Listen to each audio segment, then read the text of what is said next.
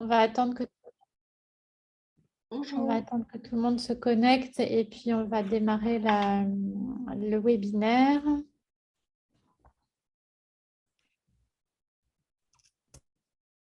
Donc, il y a une vingtaine de personnes connectées. Bonjour à tous et toutes.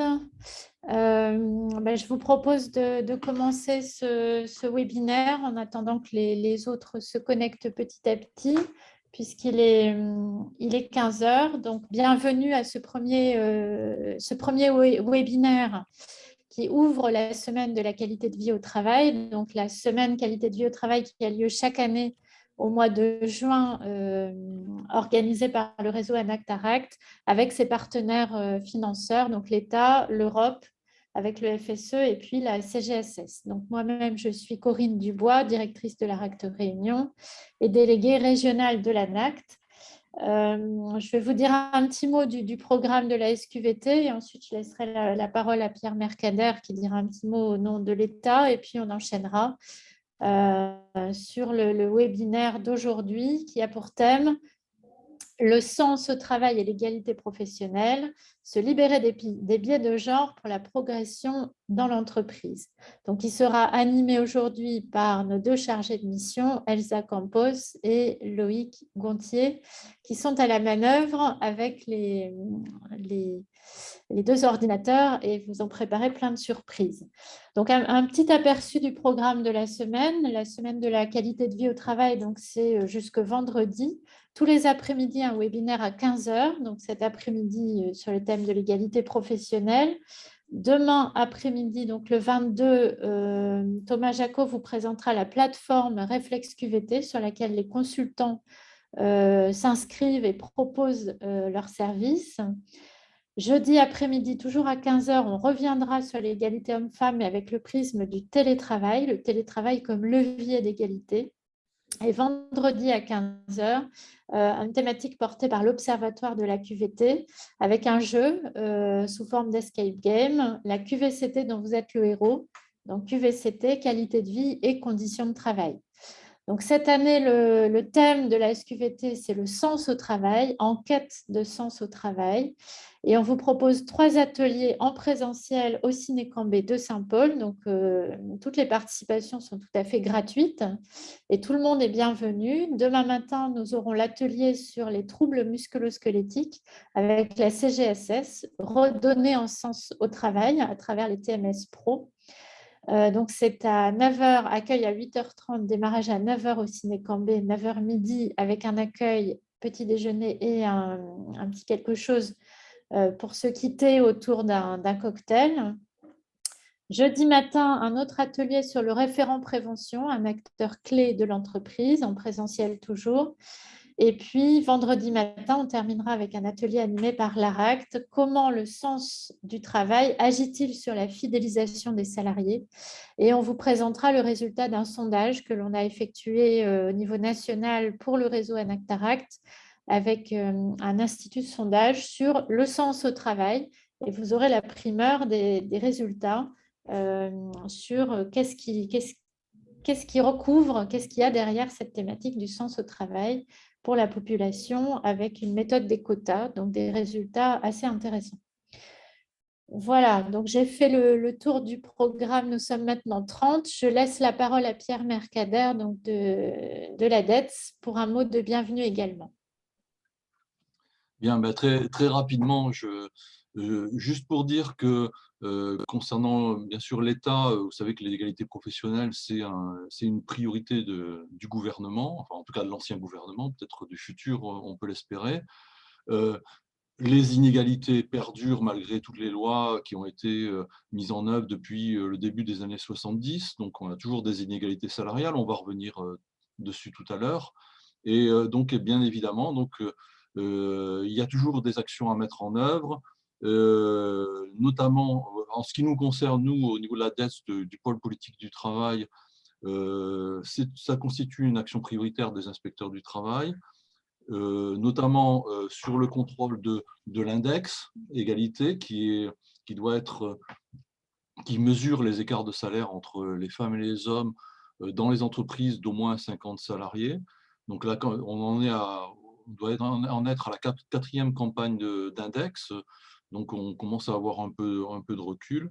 Et puis, autre obligation importante pour les entreprises, la négociation d'accords d'entreprise dans les entreprises de plus de 50 ou la mise en œuvre de plans d'action sur différentes thématiques pour améliorer la question de l'égalité professionnelle. Alors, très rapidement, juste pas vous abreuver de chiffres, mais sur 2022, donc, concernant l'index, à ce jour, 88% des entreprises réunionnaises ont déclaré leur index. Et sur ces 88% d'entreprises qui ont déclaré leur index, 96% ont un index supérieur ou égal à 75 sur 100, donc ce qui est la note minimale pour ne pas être pénalisé. Donc ça ne veut pas dire que c'est parfait, mais voilà, c'est en progression de 10 points, puisque sur 2021, on en était à 86% d'entreprises qui avaient cette note de 75. Voilà.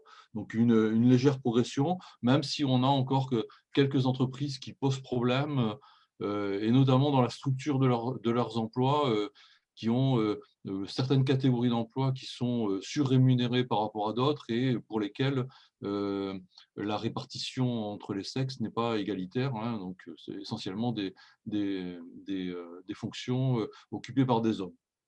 Donc on a quelques entreprises qui nous posent problème.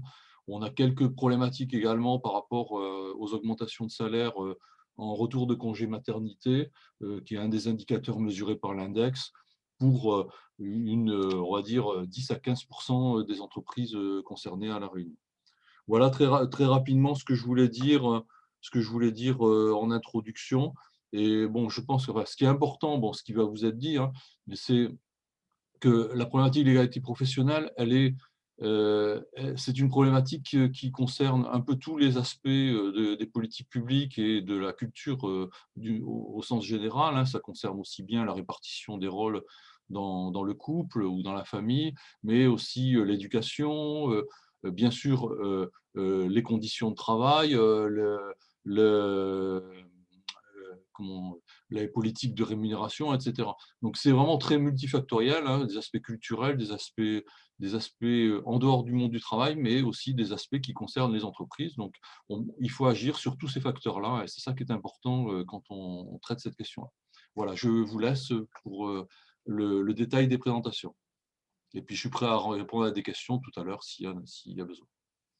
Merci beaucoup Pierre Mercader. Donc, je passe tout de suite la parole donc, à nos deux animateurs qui vont vous préciser aussi comment utiliser le chat au cours de cette présentation. Donc, à vous Loïc et Elsa. Super, merci beaucoup de cette présentation Corinne et merci beaucoup Monsieur Mercader. Donc, on va maintenant passer sur le PowerPoint de présentation. On s'occupe. Quelques petites règles à respecter. Alors, on a quand même plus d'une centaine de participants. Donc, pour le bon déroulé du webinaire, on va vous demander de couper votre caméra et votre son. Donc, voilà, et on va commencer tout de suite. Et je suis Loïc Gontier, je suis chargé de mission à la Rectory.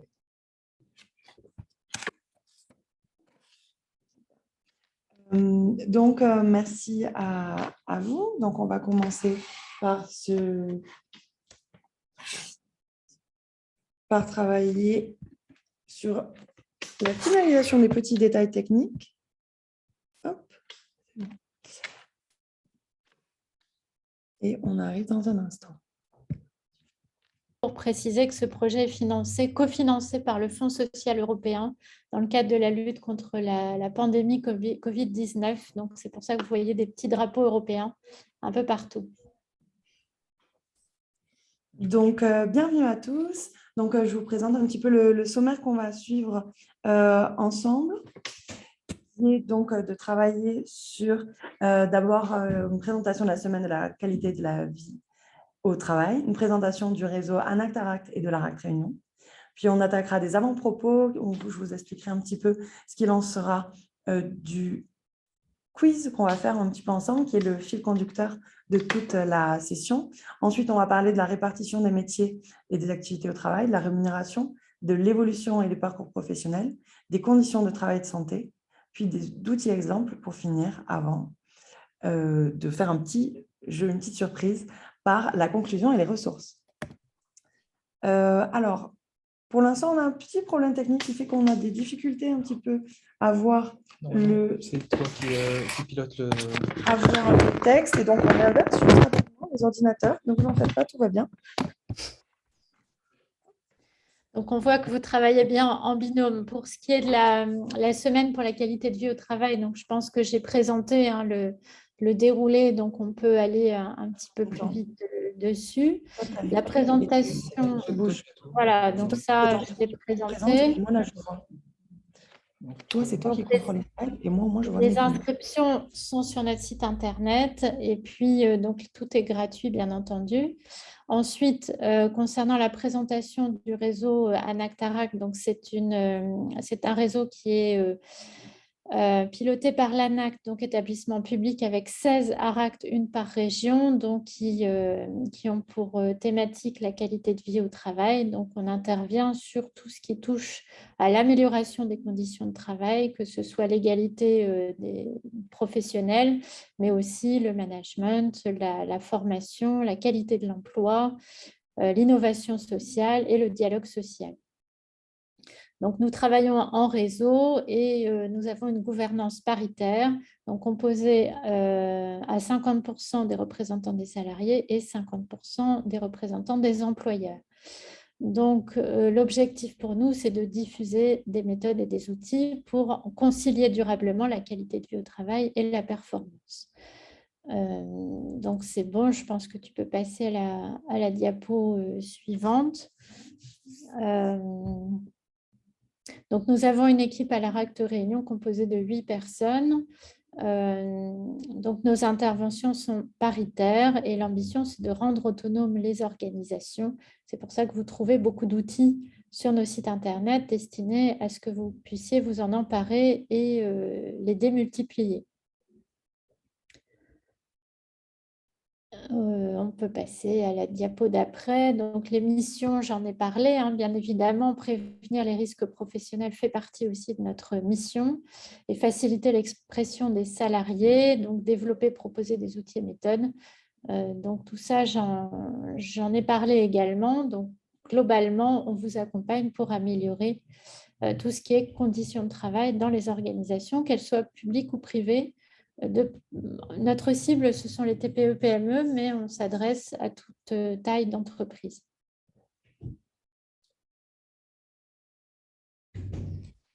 Voilà, j'en ai fini avec la présentation du réseau. Mais je vous propose d'enchaîner, Elsa et Loïc. J'arrive pas,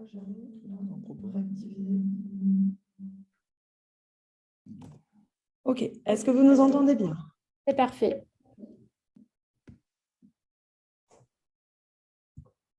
Ok, super.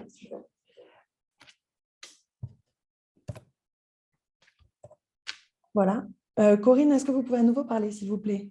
Oui, juste pour préciser que ce webinaire est enregistré, hein, donc vous l'avez entendu en début de session, donc il sera disponible en replay. Donc voilà, pour votre information, tout est enregistré. Super, donc merci beaucoup à tous de cette présentation. Donc on va attaquer le vif du sujet. Donc en avant-propos, on peut dire que dans les entreprises, la question de l'égalité professionnelle n'apparaît pas souvent comme un réel problème pour différentes raisons, notamment que les stéréotypes de genre et les représentations de métiers sont très vivaces. On va bien parler de ça aujourd'hui, puisque c'est donc le thème de notre session. Ils nous rendent aveugles à certaines évidences, à certaines inégalités dans le travail, que l'on va voir aujourd'hui plus en profondeur. Ils nous conduisent à accepter les inégalités que nous voudrions mieux combattre. En général, les efforts entrepris par les entreprises sont en effet souvent en butte aux a priori et aux préjugés, et souvent loin du réel ou non re-questionnés. Ils façonnent un système d'explication des différences et des inégalités qui peut faire consensus, car il colle aux représentations de chacun et chacune. Et tout cela pèse sur la qualité et la pertinence d'analyse et donc des plans d'action.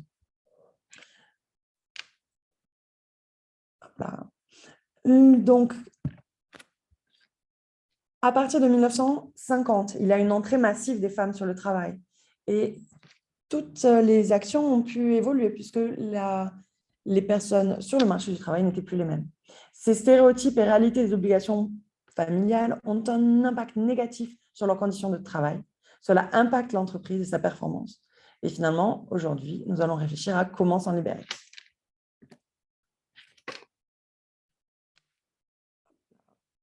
Donc, en ce qui concerne l'égalité professionnelle, en fait, il y a des enjeux qui sont très transversales au niveau de l'égalité. On peut agir finalement sur l'égalité en termes de négociation d'un accord EPQVT, donc ça veut dire égalité professionnelle, qualité de vie au travail. Cela permet donc d'identifier, reconnaître, agir sur les écarts entre les hommes et les femmes dans le cadre du dialogue social. On peut également être sur la prévention des risques professionnels. Donc, cela implique un diagnostic, la prévention et une réduction des risques d'exposition différenciés des femmes et des hommes au travail. Il peut y avoir d'autres types de projets plutôt liés à la transformation organisationnelle. À nouveau, il y a une phase d'identification et de prévention, notamment des impacts différenciés sur les projets de transformation, sur les conditions de travail des femmes et des hommes, et pour favoriser l'égal accès à la QVT. En fait, il y a un petit point sur l'égalité et ici, on vous présente un modèle organisationnel des inégalités du réseau Un Acte à Acte. En fait, il y a ces deux entités, la représentation des conditions de travail et des stéréotypes de genre, et tout ce qui est lié à l'organisation du travail, pratique RH et le management. Ces deux entrées ont un impact à 4 niveaux, donc l'organisation et la répartition des activités, tout ce qui est lié à la mixité, le management et la gestion des parcours, les conditions de travail et l'articulation de travail, du temps de travail. Donc, on va travailler tout ça aujourd'hui et voir un petit peu quels sont vos stéréotypes, comment agir à ce sujet et comment finalement donc avoir sur la 3e colonne un impact sur les conditions de travail différenciées pour les hommes et les femmes et des impacts différenciés. Et nous allons donc traiter de la rémunération, de la santé, de la carrière. Et à tous ces niveaux, il y a une différence entre les hommes et les femmes. Donc, ce webinaire avec quiz est une façon très simple de prendre conscience des inégalités professionnelles des femmes et des hommes en matière de mixité, des conditions de travail et de santé au travail, de parcours et d'articulation des temps. On va se poser ensemble dans la question des impacts pour la performance et la qualité de vie au travail dans les entreprises, mais aussi les moyens d'agir en faveur d'une égalité d'accès pour toutes et tous à de bonnes conditions de travail. Notre objectif aujourd'hui serait que les participants que vous êtes sortent avec 3 chiffres marquants sur la situation actuelle en termes d'égalité professionnelle et peut-être aussi 2 solutions ou ressources qui peuvent être utiles par rapport à votre activité.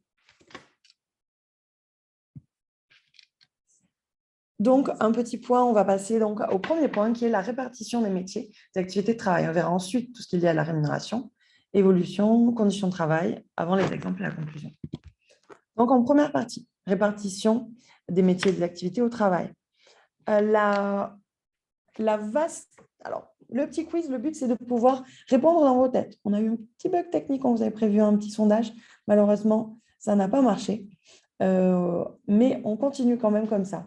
Le but, c'est que vous décidiez ensemble, dans votre tête, à réfléchir sur vos stéréotypes. Donc, de votre point de vue, les femmes occupent désormais une vaste palette de métiers équivalente à celle des hommes.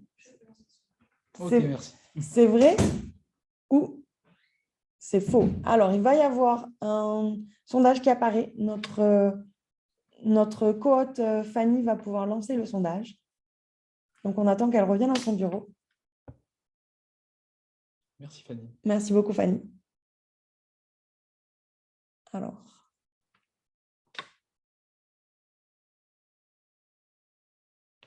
Est-ce qu'on peut voir le sondage? Alors, on a les résultats du sondage. Donc, on a les réponses qui apparaissent petit à petit.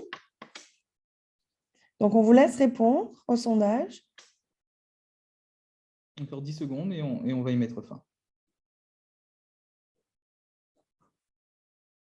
C'est bon, c'est moi. 3, 2, 1. Et donc, vous avez été 74% à dire que effectivement, les métiers occupaient désormais n'occupaient pas une vaste palette de métiers équivalente à celle des hommes. Et donc, c'est la majorité qui l'emporte. effectivement, on voit que les femmes sont concentrées sur 12 des 87 familles professionnelles. Donc là, c'est un extrait d'une étude de la DARES sur la répartition des hommes et des femmes par métier.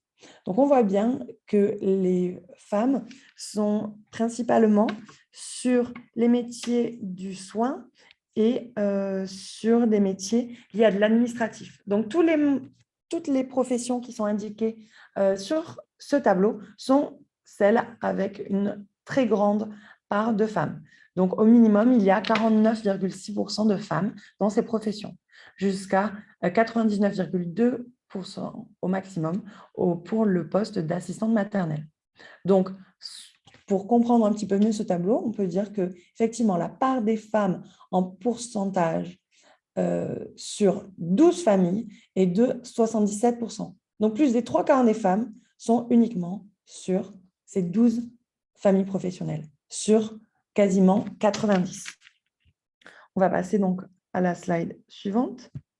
Qu'en est-il en ce qui concerne la Réunion? Donc ça, ce sont des statistiques uniquement sur la Réunion. Ce sont des données qui ont été produites par Pôle emploi sur la situation des femmes. Je ne sais pas si vous allez arriver vraiment à lire, mais il y a donc écrit sur les 2 premières lignes santé et action sociale et administration publique et enseignement. Ce sont donc les 2 principaux métiers dans lesquels les femmes sont fortement représentées.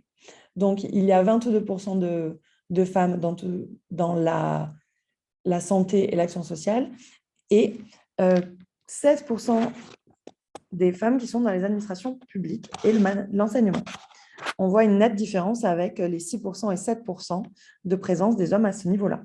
Et donc, à La Réunion, 24% des hommes travaillent dans le secteur de la construction, alors qu'il n'y a que uniquement 1% des femmes qui travaillent dans la construction à La Réunion. Voilà.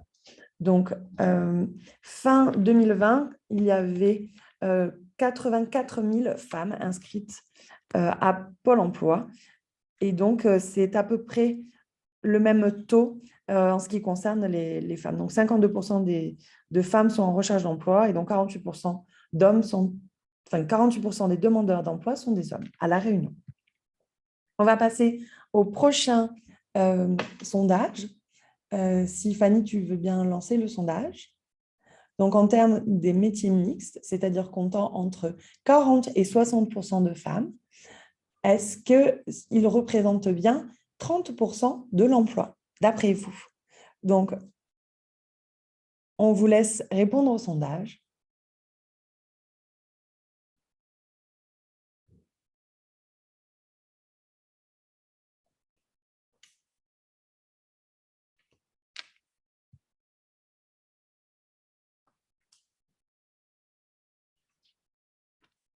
Et alors, merci à tous. Donc, on va mettre fin au sondage et vous êtes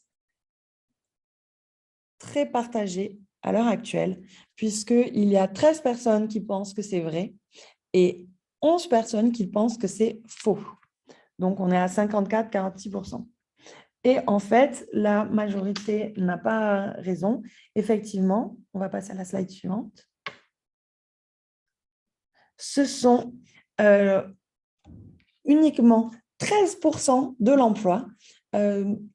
Donc, en fait, les métiers mixtes représentent moins de 13% de l'emploi. Alors, comment on le voit pour comprendre un petit peu ce tableau?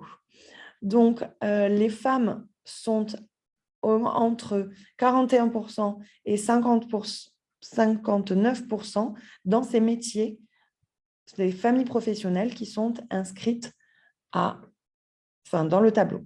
C'est-à-dire que les familles mixtes professionnelles sont tout ce qui est lié à l'électricité, l'électronique, les artisans, les agents administratifs, les cadres de la fonction publique ou bien des banques et des assurances, les professionnels de la communication, les personnes qui travaillent dans les magasins intermédiaires du commerce, les professionnels des arts et spectacles, médecins assimilés et les professionnels de l'action culturelle, sportive, les surveillants et formateurs.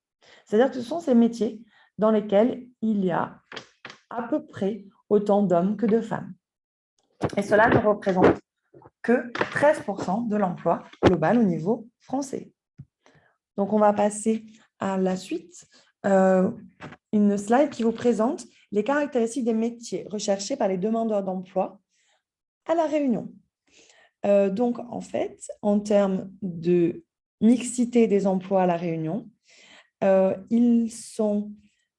les femmes sont à 80%, 82% en recherche d'un emploi dans des métiers dans lesquels elles sont extrêmement représentées. C'est-à-dire qu'elles sont plus de 80% à chercher des métiers avec au moins 70% de femmes. Pour les métiers entre 30 et 70% de femmes, elles ne sont que 13% en train de rechercher ce type de métier, qui sont un peu plus mixtes. Et en ce qui concerne les métiers avec moins de 30% de femmes, dans lesquels les femmes sont très peu représentées, elles sont moins de 6% à postuler dans ces postes-là. Et en ce qui concerne les hommes, finalement, les hommes vont postuler plus dans des métiers dans lesquels ils sont très peu représentés. C'est-à-dire qu'ils sont 11% à postuler, enfin à vouloir chercher des postes dans des métiers avec moins de 30% d'hommes. On va passer à une autre question pour travailler vos stéréotypes. Alors, quant au métier des TIC, donc les technologies d'information et de communication, est-ce que ces métiers-là sont principalement occupés par des hommes? Vrai ou faux? Donc, on vous laisse un petit temps pour répondre.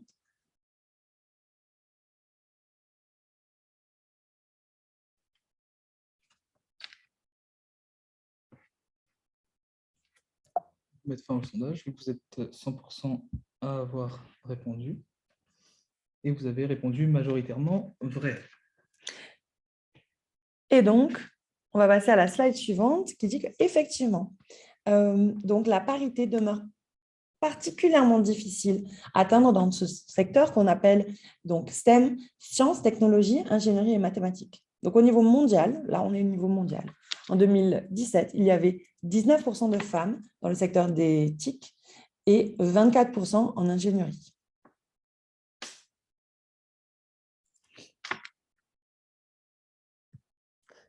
Et donc, les femmes et les hommes n'occupent pas les mêmes métiers et n'ont pas les mêmes activités de travail. Quelles sont les réalités et les conséquences dans l'entreprise? Alors, en ce qui concerne la répartition des métiers, il est maintenant prouvé que 75% des entreprises attentives à la mixité dans les postes à responsabilité observent une augmentation de leurs bénéfices de 5 à 20%. Donc, là, c'est donc extrait du rapport de l'Organisation mondiale du travail sur une étude qui a été fournie en 2019. Cette étude dit également que plus de la moitié de ces entreprises attentives à la mixité remarquent une plus grande capacité à attirer et à conserver les talents. Et donc, cela implique un turnover moins important. Une autre étude, donc l'étude du cabinet McKinsey, qui est en fait une étude qui s'appelle Women Matter, qui a fêté ses 10 ans d'études en 2017. Donc, tous les ans, de 2008 à 2017, ils ont mené une étude. Et donc, dans l'étude finale de 2017, ils ont constaté que les entreprises où la diversité, là on est sur la diversité en général, donc les entreprises où la diversité est une réalité étaient jusqu'à 35% plus susceptibles de surpasser ses concurrents. La diversité de genre peut améliorer les performances jusqu'à 15%. Donc, 4 sur... Pas de souci. Donc, en termes de sens au travail, si on fait un peu un point sur la répartition des métiers, il y a donc 4 personnes sur 10, d'après l'étude dont vous allez beaucoup entendre parler cette semaine, donc une étude de l'ANACT. Il y a 4 personnes sur 10 qui envisageraient de quitter leur emploi pour avoir un emploi davantage porteur de sens dans les 2 ans à venir. Effectivement, ce type de pratique touche plus les femmes.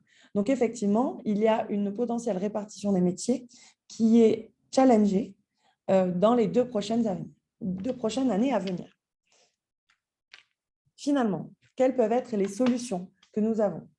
En termes de répartition de métiers, on peut tout d'abord travailler ces stéréotypes en travaillant dès le début sur l'orientation, dès le plus jeune âge. Donc, je m'en réfère notamment, pour la Réunion, à la Cité des métiers, dirigée par Valérie Burnet, par exemple. En termes de solutions, on peut aussi travailler plus généralement sur l'attractivité des métiers, pouvoir sensibiliser sur les avantages d'un métier ou d'un autre. De plus, on peut aussi travailler sur l'attractivité des entreprises pour tel métier et donc travailler la marque employeur. La marque employeur, finalement, va vous permettre d'être perçu par les candidats pour des recrutements et pour les salariés comme plus accessible, plus valorisant en termes de politique RH. Et donc, vous allez pouvoir accueillir et garder plus de talents. Par exemple, le RSMA, donc c'est un très important acteur à La Réunion qui s'occupe donc des services militaires adaptés. Et ils ont lancé une campagne de pub en 2022 avec donc une image d'un jeune homme avec un fond rose pour recruter et une image d'une jeune femme avec un fond bleu. On joue sur les genres. Les deux sont habillés en tenue militaire. Effectivement, ça peut être donc toute une stratégie de travailler avec des outils de communication sur sa perception en tant qu'employeur. Il y a d'autres entreprises qui ont des problématiques, notamment dans le BTP, à recruter des femmes. Et là, vous pouvez donc effectivement aussi jouer sur cette marque employeur. Je vous montrerai tout à l'heure un autre visuel pour travailler la marque employeur. Une autre solution encore peut être de faire un diagnostic et de l'analyser, bien évidemment. Il y a un outil qui s'appelle l'index EGAPRO, qui est donc obligatoire pour les entreprises de plus de 50 salariés. Moi, j'en parlerai plus à la fin de ce webinaire. L'index EGAPRO, vous trouverez donc l'outil sur les sites de l'ANACT pour mieux l'interpréter. Et même si vous avez moins de 50 salariés, ça peut être intéressant de voir la situation dans vos entreprises et de savoir où vous en êtes. Une autre solution encore peut être de favoriser les passerelles entre les métiers, notamment en termes de formation, de tutorat, de créer des binômes, de travailler sur le transfert de compétences et l'adaptation des conditions de travail. Donc, on va parler plus particulièrement des formations. En ce qui concerne les formations, on peut former donc des personnes en interne en bénéficiant de leur connaissance de l'entreprise, des personnes qui souhaitent changer de poste de manière verticale ou horizontale.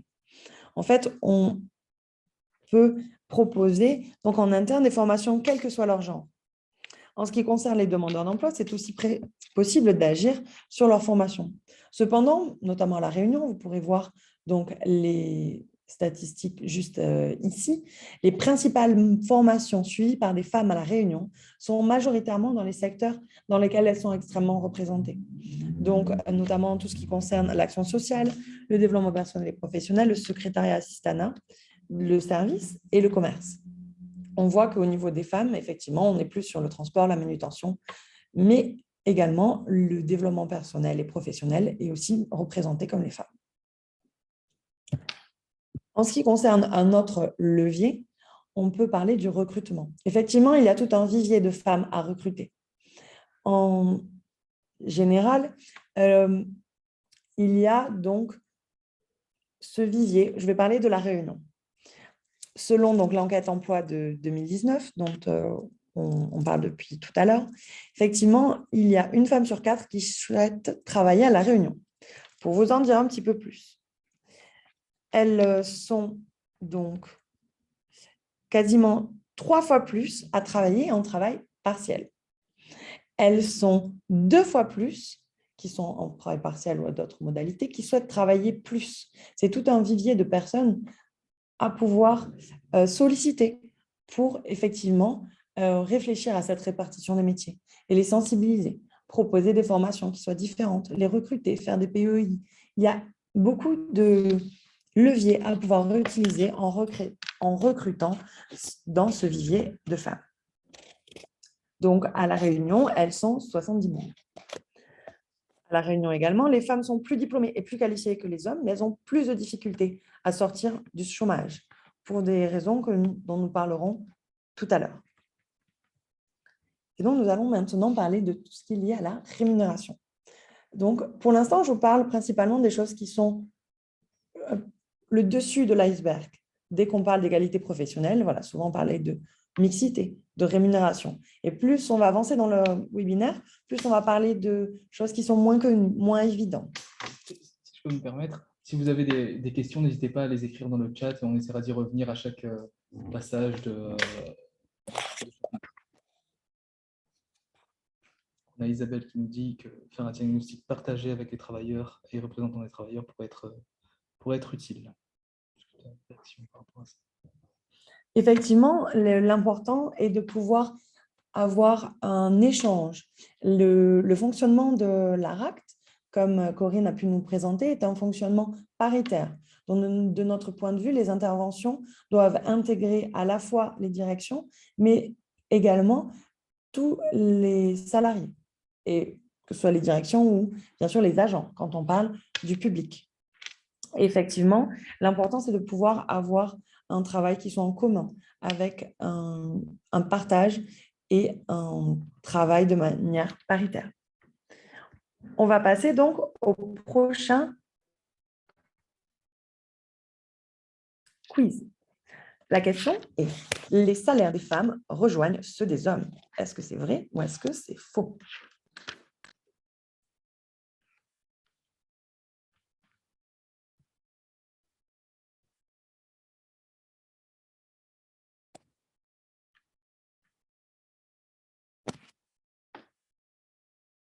On laisse encore quelques secondes, mais l'avis est très, très tranché pour le moment.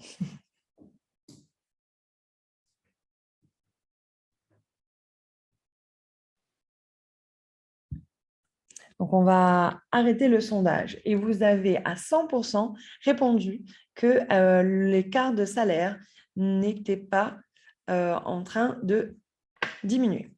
Alors, qu'est-ce qu'il en est dans la réalité? Donc, il y a quelqu'un qui a parlé de plafond de verre. Tout à fait. On va parler de plafond de verre et ensuite on parlera du glass cliff. Le glass cliff, c'est la falaise de verre.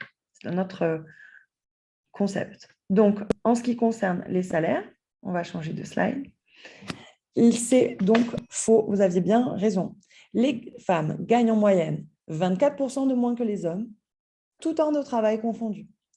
19% de moins que les hommes pour les salaires ramenés à temps plein. Je vous explique. Déjà, il y a d'un côté l'effet du temps de travail. Effectivement, on va voir un petit peu plus tard, les femmes ont une tendance à être plus en travail partiel. Donc, en fait, elles n'ont pas un temps complet. Donc, effectivement, leur revenu est moindre puisqu'elles ne travaillent pas autant que les hommes en termes de volume horaire. Et donc, quand on ramène en ETP, donc équivalent temps plein, l'écart de salaire passe de 24% à 19%. Après, si on parle de postes à caractéristiques équivalentes, en moyenne, on est à 9%. En réalité, on va parler plus particulièrement des spécificités métiers ensuite. En termes d'écart, là, vous avez donc les salaires des hommes en moyenne et les salaires des femmes. Donc, l'évolution des salaires entre 2000 et 2015. On voit que les salaires augmentent et on voit que l'écart a l'air relativement stable. En fait, en 15 ans, la différence de salaire a été de 1,5% en 15 ans. Donc, si on voulait atteindre à ce rythme-là, ça nous mettrait encore une bonne durée avant que les niveaux soient équivalents. En fait, qu'est-ce qu'il en est en fonction des fonctions? Les écarts les plus importants de salaire se retrouvent entre les postes de cadre. Ensuite viennent les postes avec les ouvriers. Les professions intermédiaires ont moins de différences et les différences sont les plus faibles entre les employés. C'est-à-dire qu'entre une femme cadre et un homme cadre, il y a entre 22 et 18%. Il y avait 22 à peu près d'écart en 2010 et en 2019, il y a donc autour de 17,5% de différence. Ce qu'on peut voir également sur ce graphique, c'est que la diminution chez les cadres est donc de 5% en 9 ans à peu près, mais sur les autres professions, effectivement, cela semble relativement stable. Donc, vous avez bien raison, l'écart se réduit, mais très, très, très, très faiblement, à une vitesse qui est très réduite. En termes de salaire, au final, quand on parle de 20% ou de 17% chez les cadres, cela représente environ 900 €, donc 890 €. Alors que sur des métiers avec une rémunération plus faible, un écart plus faible représente également une somme moins importante. Donc, on est voilà, la moitié du salaire, enfin plus de la moitié du salaire d'un employé de différence entre une femme cadre et un homme cadre. Lorsque l'on raisonne en termes de revenu salarial moyen, ça permet de prendre en considération donc, le temps du travail dont on parlait. Et donc là, la différence est de 24%. On va passer ensuite au sondage suivant. Donc, le montant des retraites des femmes représente en moyenne 70% de celui des hommes. Est-ce que c'est vrai ou est-ce que c'est faux? On vous laisse répondre. Retraite. Il faut lancer le sondage, là, il n'est pas lancé. Merci. C'est bon, c'est encore. Petit problème technique, mais on y est.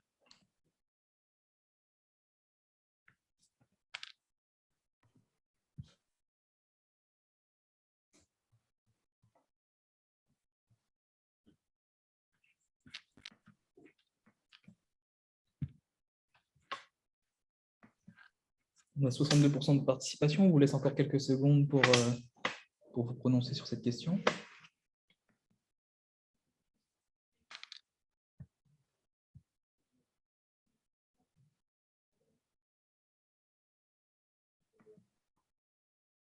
Et on va clôturer. Alors, vous avez été donc 80% à dire que c'est vrai. Alors, c'est faux, mais on n'en est pas très loin. En effet, en moyenne, en 2015, le montant de la retraite des femmes représente 60,7% du montant perçu par les hommes à la retraite. Donc, le quiz, c'était 70%. Donc, ce chiffre est important, mais il est de 60% au lieu de 70% dans le quiz. Alors, quelles sont les raisons qui peuvent justifier cet écart? Tout d'abord, il y a une plus faible participation des femmes au marché du travail. Donc, une plus petite pourcentage de femmes travaillent. Ensuite, les métiers à prédominance féminine sont moins rémunérateurs. Les femmes ont un recours plus important au travail à temps partiel. Elles ont moins de responsabilités, elles ont des carrières qui sont interrompues et des niveaux de rémunération plus faibles pour toutes ces raisons. Et c'est pour ça que leur retraite est plus faible. Alors, finalement, quels sont nos points d'appui? Quelles sont nos solutions? Et pourquoi continuer à réfléchir à toutes ces solutions? Donc, d'après l'étude de McKinsey en 2017, si nous arrivions d'ici 2025, je répète, cette étude date de 2017. Donc, il se basait sur 8 ans pour arriver à cela. On a bien vu que ce n'était pas le cas. Donc, réduire, voire fermer le gender gap. Le gender gap, c'est les écarts de salaire entre les hommes et les femmes. Donc, réduire les écarts de salaire entre les hommes et les femmes d'ici 2025 pourrait permettre de doubler la contribution des femmes et donc d'ajouter 12 milliards de dollars à la croissance annuelle du PIB mondial. Et donc, pour l'Europe de l'Ouest, dont nous faisons partie bien sûr, ça représenterait 2,1 milliards pour l'Europe de l'Ouest. Pour vous expliquer, le principe est de dire que si on injecte plus de salaire chez les femmes, elles vont dépenser plus, etc. Et donc, ça va finalement avoir le produit intérieur brut, donc le PIB, qui va augmenter. Donc, en termes de performance, effectivement, si on se fie au PIB de chaque pays, c'est intéressant au niveau des entreprises, puisque le PIB est produit notamment par les entreprises. Donc, une des solutions est de travailler les politiques de rémunération Pour cela, on peut utiliser donc tous les aspects du dialogue social et de la négociation. En ce qui concerne donc les 2 critères d'inégalité les plus identifiés en ce qui concerne l'Europe, on peut travailler sur le temps de travail partiel et donc diminuer ce travail à temps partiel, mais également le fait que les femmes fassent plus de travail non rémunéré que les hommes. Donc, comment agir sur cela? On va donc vous poser une question par rapport au temps partiel. D'après vous, est-ce qu'un tiers des hommes a recours au temps partiel? Je crois qu'il y a eu un petit problème technique. Effectivement. Hop. Voilà. Voilà. Et donc, on va lancer le sondage. Ah, il y a un petit bug. On peut dire que le choix 1, c'est oui, et le choix 2, c'est non. Tout à fait, c'est vrai. Le choix 1, c'est vrai, et le choix 2, c'est faux. Et donc, on attend que vous répondiez un petit peu.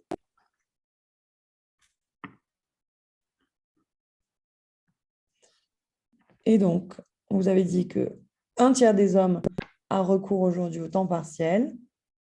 On va fermer le sondage. Et donc, c'est faux. On va vous replacer sur le... Vous avez dit que c'était faux à 78%, et donc c'est effectivement faux. Qu'en est-il? En fait, un tiers de femmes travaillent à temps partiel, contre uniquement 8,2% des hommes. Donc ça, ce sont des statistiques de 2016. Effectivement, on voit que les femmes sont à moins d'un mi-temps pour 6,6%, à mi-temps à 4,4%, à 80%, elles sont 7,3% et à plus de 80%, 3,2%. Alors que les hommes sont vraiment majoritairement à entre moins d'un mi-temps et 80%. Ils sont peu à être à 80% et plus. Alors, pour vous en dire plus sur le temps partiel, la parité dans le monde du travail est corrélée à celle de l'égalité de genre dans la société en général. En moyenne, là on est sur des chiffres mondiaux, les femmes assurent 3 fois plus de travail non rémunéré que les hommes. Et donc en Europe, c'est 2,1 fois plus. 75% du travail non rémunéré dans le monde est donc assuré par des femmes. En conséquence, effectivement, dans ce domaine de performance dominant, cela dévalorise les femmes puisqu'elles effectuent le travail non rémunéré à 75%. Et donc, ça prend une partie de leur temps. En fait, qu'en est-il? On va se poser la question du travail, du temps partiel. Est-ce que c'est un choix ou est-ce que c'est subi? En ce qui concerne l'entreprise, on peut éventuellement dire que le recours à un temps partiel, à donc prendre des personnes à temps partiel, peut être une stratégie ou pas. En ce qui concerne des collaborateurs, ils peuvent avoir des motivations à être en temps partiel qui sont différentes selon les genres. Alors ça, ce sont des statistiques données par Pôle emploi. Pour les hommes, les motivations à être en travail partiel sont liées à l'activité, à la carrière, que ce soit pour exercer une autre activité professionnelle ou bien pour suivre des études ou une formation. De l'autre côté, pour les femmes, elles sont plus particulièrement motivées à s'occuper d'un membre de la famille. Effectivement, alors il y a un commentaire qui dit « Les femmes effectuent également plus de travail non rémunéré que les hommes, même quand elles sont à temps plein. » Effectivement, là, ce n'était pas le fait de faire 75% des tâches non rémunérées n'était pas corrélé avec le fait d'être en temps plein ou pas. Donc, on peut se poser finalement la question de est-ce que ce travail à temps partiel est subi ou choisi? Ce séminaire aujourd'hui, ce webinaire, est dans le cadre de notre semaine de la qualité de vie au travail, liée au sens du travail. Et finalement, on peut se demander, voilà, quelle est cette motivation qui amène les femmes à être en temps partiel? Finalement, au niveau des motivations intrinsèques, on pourrait dire travailler en temps plein pourrait amener plus d'argent. Les motivations intrinsèques, c'est tout ce qui est lié à l'extérieur. Ce n'est pas lié à nos motivations internes de joie, de contribution à soi-même. L'intrinsèque va être lié à la rémunération notamment, ou à des objectifs externes de réussite, de pression qui viennent de l'extérieur. Et donc, effectivement, on peut se dire, si on choisit d'accorder moins de temps qu'un temps partiel à notre emploi, il y a peut-être des raisons. Ça peut amener à une amélioration de la conciliation vie privée, vie professionnelle. Ça peut être donneur de sens si on décide qu'effectivement, notre sens dans la vie, pas forcément uniquement dans le travail, se trouve ailleurs. Et donc, s'il est choisi, peut être effectivement bien vécu. Mais le problème peut être quand il est subi ou qu'il implique des effets négatifs sur la santé de la personne, notamment liés à l'anxiété, à des difficultés financières. Donc, les femmes et les hommes n'ont pas les mêmes possibilités d'articulation de temps. Et cela contribue, via plusieurs variables, à de meilleures conditions de travail et donc à une meilleure performance de l'entreprise si elles pouvaient articuler leur temps dans de meilleures conditions. Alors, on va peut-être faire un petit point si vous avez des questions sur cette partie avant de passer sur la partie sur l'évolution et les parcours professionnels. Pour l'instant, on n'a pas eu beaucoup d'interventions sur le chat, mis à part celle que tu as déjà relevée tout à l'heure. Alors, avez-vous les mêmes chiffres avec l'augmentation du télétravail? Alors, en ce qui concerne le télétravail, je ne vais pas le traiter aujourd'hui, si ce n'est que légèrement. Nous allons faire un webinaire ce jeudi, même heure, avec Thomas Jacot, notre psychologue du travail, sur télétravail et égalité professionnelle. Donc, j'aurai quelques petites statistiques à vous partager vers la fin du webinaire, mais effectivement, les chiffres sont différents. Voilà. On attend peut-être de voir s'il y a une autre question avant de continuer. Avec plaisir, Monsieur Labi. Donc, les liens sur le télétravail, on les enverra tout à l'heure dans le chat, si jamais vous voulez également vous inscrire à d'autres activités qui auront lieu durant cette semaine. Donc, on peut continuer avec l'évolution des parcours professionnels et donc cette première question, ce premier quiz. Les parcours professionnels des femmes sont similaires à ceux des hommes. Est-ce vrai ou est-ce faux? Donc, on vous invite à répondre à ce sondage.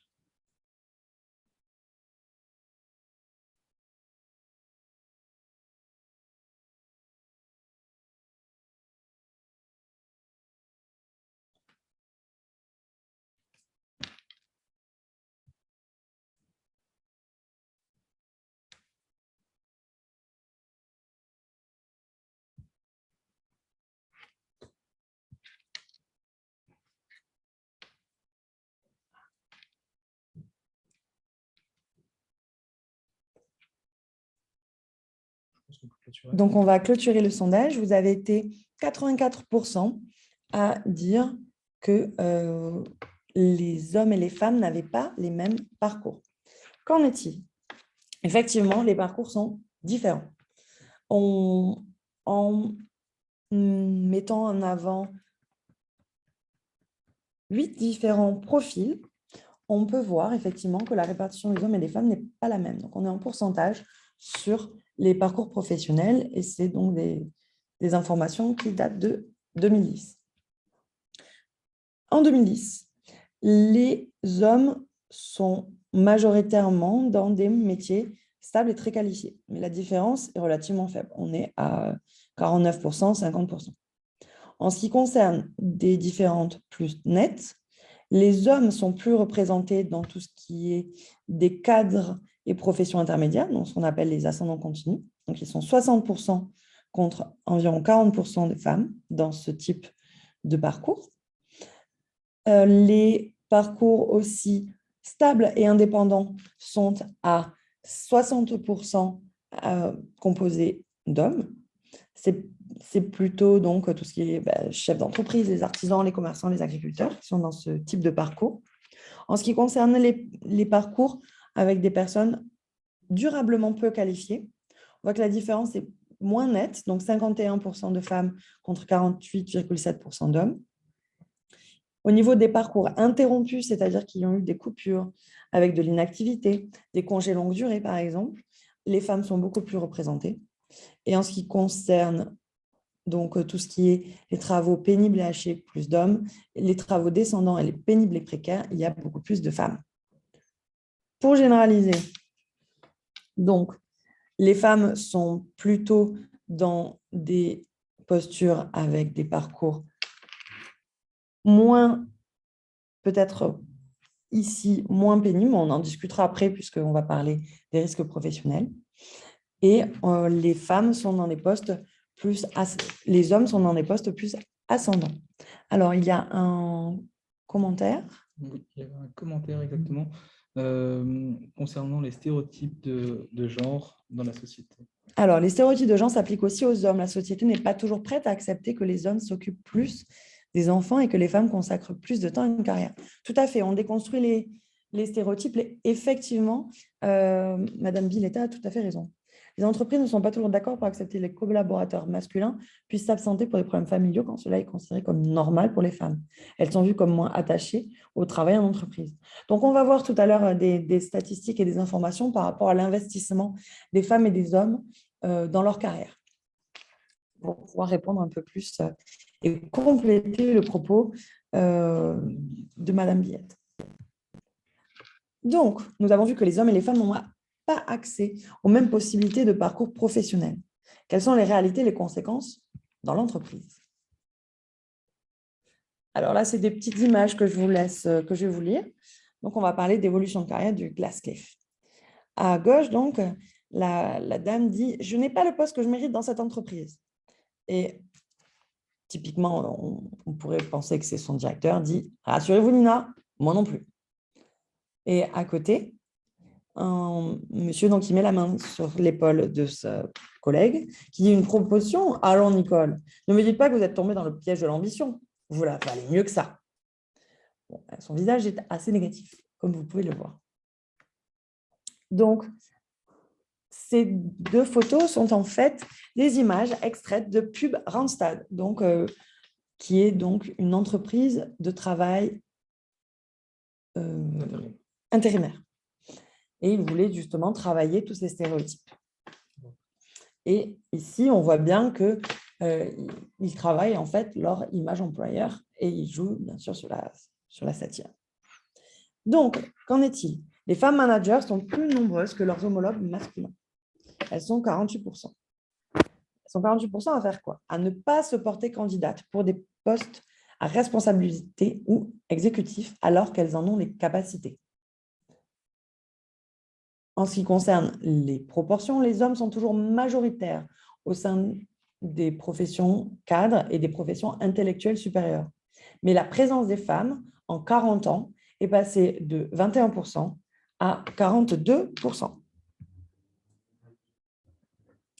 En ce qui concerne les demandeurs d'emploi inscrits à Pôle emploi, donc les femmes sont plus diplômées et plus qualifiées que les hommes. Elles sont donc à La Réunion 42% de femmes à avoir le niveau bac et plus, alors qu'ils sont 31% d'hommes demandeurs d'emploi à avoir le niveau bac et plus. Donc, il y a plus de femmes qualifiées, enfin pas qualifiées, pardon, de femmes avec un niveau au-dessus du bac qui cherchent un emploi à La Réunion. Donc, ça fait tout un vivier de candidates potentielles si, bien sûr, vous cherchez des postes, si vous avez besoin d'un niveau de qualification supérieur au niveau bac. Donc, maintenant, nous allons parler de ce Glasscliff. Au niveau macroéconomique, il est prouvé qu'une diversité de genre au niveau du management est corrélée à une meilleure efficacité dans l'organisation et à de meilleurs résultats financiers. En 2017, là on est dans les chiffres, dans les statistiques, 39% en France des membres des conseils d'administration et 14% des membres des comités exécutifs des 50 premières sociétés cotées en bourse sont des femmes. Donc 17% en CA, 12% en CE. Maintenant, 8% des pays d'Europe de l'Ouest ont mis en place des quotas en ce qui concerne les comités exécutifs. En ce qui concerne le niveau mondial, donc ça répond un petit peu aux commentaires tout à l'heure de Madame Villetta. Au niveau mondial, les femmes ont autant d'ambition que les hommes de parvenir à des postes à responsabilité. Mais elles ont moins confiance que les hommes en leur chance d'y parvenir. Elles sont presque autant que les hommes, 61 contre 64, prêtes à sacrifier une part de leur vie personnelle pour y parvenir. Donc, en termes de sacrifice d'investissement, les femmes sont autant impliquées que les hommes pour une évolution de leur carrière et une montée en responsabilité. Et ce qu'on peut voir finalement, c'est que parmi les femmes qui ont l'ambition d'atteindre des postes de direction, il y a uniquement 25% des femmes qui pensent qu'elles vont y parvenir. Donc, quand elles vont postuler ou quand elles vont penser vouloir monter dans la hiérarchie, seule une femme sur 4 va penser qu'elle va pouvoir obtenir ce poste, alors que 42% des hommes pensent qu'ils vont réussir cela. En fait, la confiance en elles des femmes repose principalement sur des facteurs collectifs. L'environnement, donc qui sont liés à l'environnement de travail, à la culture d'entreprise. Et cela est 2 fois plus important que les facteurs individuels, qui sont notamment liés à la confiance en ses propres compétences. En fait, les femmes se voient apposer des biais inconscients, notamment lors des évaluations de performance. Les hommes sont plus souvent évalués sur leur potentiel, donc ceux qui n'ont pas encore réalisé, et les femmes sur leur succès. Il faut bien mémoriser ça pour la suite de la présentation. Donc, les femmes sont jugées sur leur succès. Donc, ce fait qu'elles sont aussi plus facilement critiquées que les hommes au moindre échec, ce qui amène une perte de confiance. Donc, elles sont jugées sur leur succès, plus facilement jugées et critiquées sur leurs échecs. En ce qui concerne les mères, elles doivent aussi répondre à des standards plus élevés parce qu'elles sont présumées moins impliquées dans leur carrière en tant que mères. Au final, en Turquie et en Europe, 26% des femmes pensent que le genre joue un rôle dans le processus de promotion. 41% des femmes pensent que c'est plus difficile pour une femme d'obtenir une augmentation de salaire ou d'être promue. Finalement, donc, on les juge sur leur succès et on les critique sur leurs échecs. Et il y a un troisième phénomène qui est lié, qui fait un cercle vicieux, qui est qu'en fait, du côté des dirigeantes, l'accession au pouvoir se double le plus souvent d'un défi professionnel plus relevé et d'un risque d'échec accru. Plus simplement, on met des femmes au pouvoir dans des conditions plus difficiles. C'est-à-dire que quand une entreprise ou un secteur d'un parti politique est mis à mal, on va avoir tendance à mettre une femme. Dans les études de psychologie, on explique cela notamment par le fait d'avoir une figure maternisante, une figure maternelle qui va s'occuper d'une entreprise qui est affaiblie pour pouvoir la remonter. Quelles sont les implications de ce postulat? Donc, en fait, les femmes sont mises dans de moins bonnes conditions. Elles récupèrent quelque chose qui est moins bon. Et donc, elles vont améliorer la situation, mais leurs résultats vont être moins bons puisqu'on leur a donné quelque chose qui était moins bon à l'origine. Donc, en fait, quand on va les juger sur leur succès, on va dire, OK, mais leur niveau est moins bon, elles atteignent des chiffres qui sont moins importants que les hommes. Et là, on a affaire à un énorme biais parce qu'en fait, le delta d'amélioration n'est pas pris en considération. Les 2 études les plus connues sont donc une étude de 2005 où les chercheurs ont donc pris les 100 meilleures sociétés cotées de la Bourse de Londres, donc le FTSE 100, et ils ont regardé quand est-ce qu'on avait nommé des hommes et quand est-ce qu'on avait nommé des femmes au niveau de l'évolution du chiffre, de la cotation boursière. Et en fait, on voit effectivement que les femmes ont été plus susceptibles d'être apposées, enfin nommées, quand les entreprises ont eu de mauvaises performances. C'est-à-dire qu'on les met dans des situations de difficulté. Et en ce qui concerne la prise de risque, il y a donc cette étude de 2010 avec les mêmes chercheurs, où en fait, ils ont regardé l'élection des femmes qui travaillaient pour le parti du Labour. Donc, ça s'écrit Labour en anglais. Et ils ont vu qu'ils avaient plus tendance à mettre des femmes dans des situations à risque, c'est-à-dire où il y avait de très fortes chances de réélection du parti opposé. 42, donc voilà, pour le Glass Cliff. Donc, j'espère que vous avez compris. Si vous avez des questions sur le Glass Cliff, n'hésitez pas à nous en poser. En ce qui concerne donc les femmes, elles sont 42% à penser que leur style de management ne convient pas à la direction d'entreprise et 43% à penser que, 43% des hommes pensent que les femmes peuvent diriger. Donc, effectivement, il continue à avoir beaucoup de biais à ce niveau-là. Si vous avez des questions, on peut faire un petit temps de partage avant de passer au dernier thème, conditions de travail et santé. Alors, donc, merci à Isabella Biletta qui nous a envoyé des liens avec des études. Voilà, Gender Equality at Work. Ah, là, il y a une question, non? C'est le nom du... Merci beaucoup pour toutes ces informations, Madame Biletta. Est-ce qu'il y a d'autres questions ou est-ce qu'on passe au thème suivant? C'est moi qui accepte.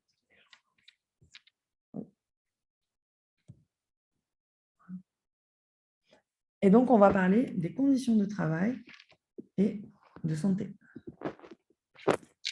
Donc, petit sondage. Les femmes et les hommes sont confrontés aux mêmes conditions de travail. Est-ce que c'est vrai? Est-ce que c'est faux?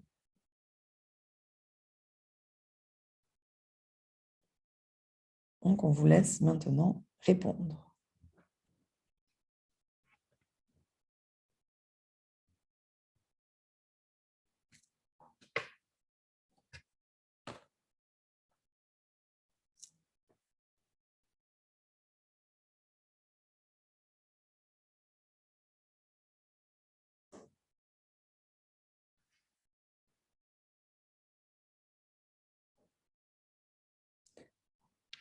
Donc, on va pouvoir clôturer le sondage et vous êtes à 95% d'accord, 95% à penser que les hommes et les femmes n'ont pas les mêmes conditions de travail. Et vous avez raison.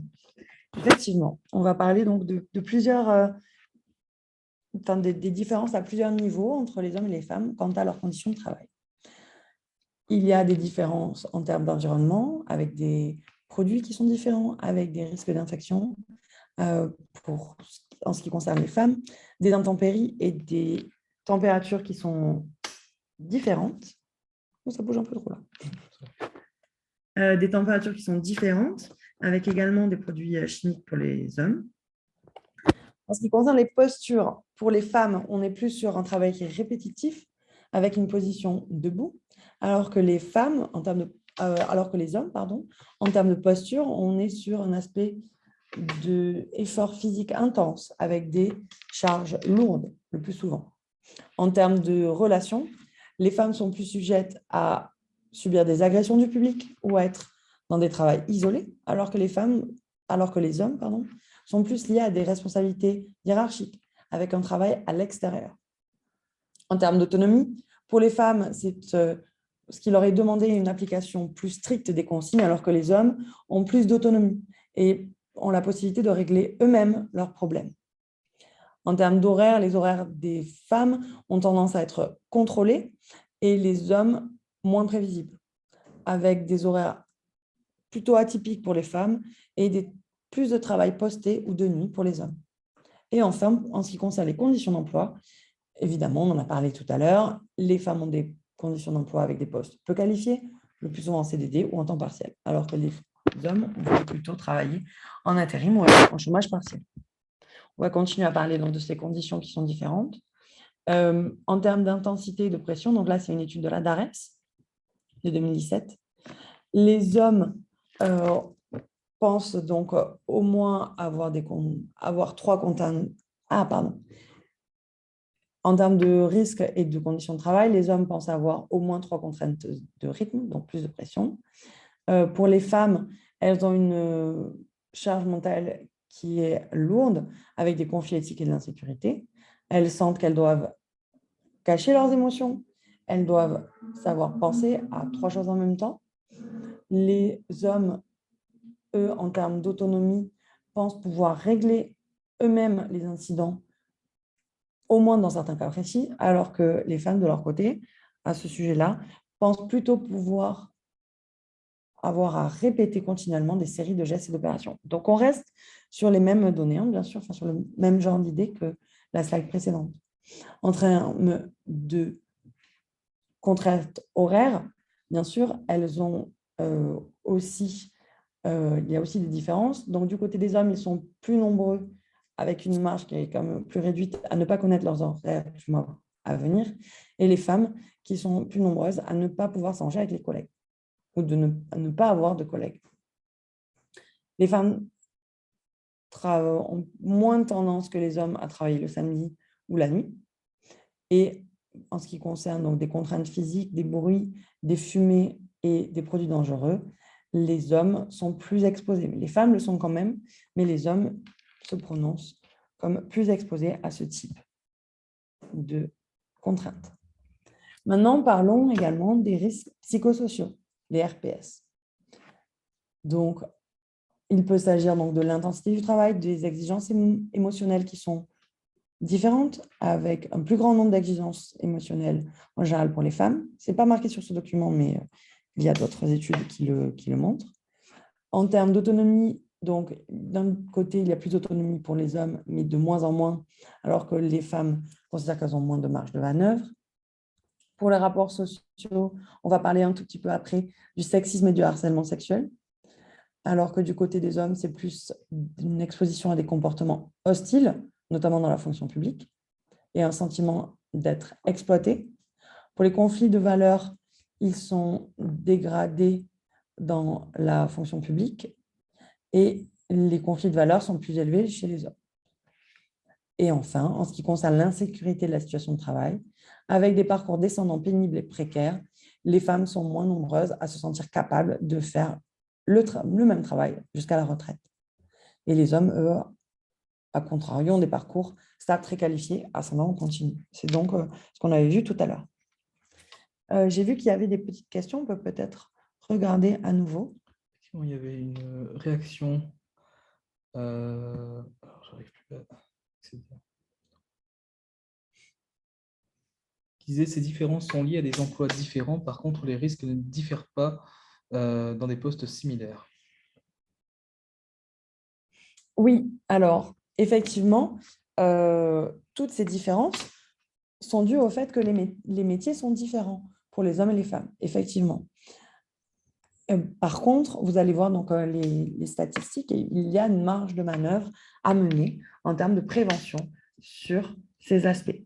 Après, la question, c'est également de se dire finalement, les femmes et les hommes occupent des métiers différents parce qu'il y a des stéréotypes liés au métier. Il y a des métiers qui sont considérés comme des métiers d'hommes, d'autres métiers qui sont considérés comme des métiers de femmes, et du coup sont exposés à des risques différents. Par contre, est-ce qu'en termes de prévention, on peut faire en sorte que le travail soit plus facilement accessible aux hommes ou aux femmes malgré ces stéréotypes-là, et comment est-ce qu'on crée des conditions pour leur permettre de réaliser ces métiers qui pourraient être en accord avec ce qu'elles souhaitent faire ou ce qu'ils souhaitent faire, malgré ces stéréotypes-là, pour diminuer les écarts entre les hommes et les femmes. Donc finalement, c'est aménager le travail pour le rendre accessible à la fois aux hommes et aux femmes. Merci Loïc. Donc, on va passer à la slide suivante avec une question. Donc, Monsieur Labi dit exactement. Alors, le sondage suivant est les accidents de travail baissent depuis 2001 pour les femmes et pour les hommes. Est-ce vrai ou faux? Donc, le sondage est lancé.